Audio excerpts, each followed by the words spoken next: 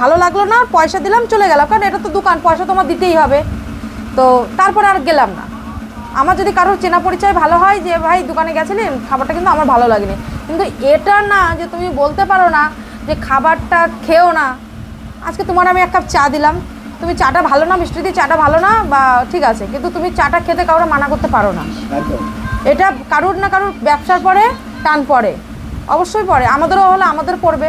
আমাদের কথা দিয়েই বলছি, কারণ এরকম কিন্তু আমাদের অনেক ব্যাপার হয়েছে, যখন আমাদের মটন নিয়ে অনেকে অনেক কথা বলেছে, মটন ভালো না এরা, আমাদের ব্যবসায় কিন্তু খারাপ বলে যে এই জিনিসটা তোমাদের ভালো না, এই জিনিসটা, কিন্তু তোমরা এই জিনিসটা রান্না করো না বা এইভাবে করো না, এটাই। কিন্তু কেউ কারোর খাবার নিয়ে না করতে পারো না যে তুমি খাবে না।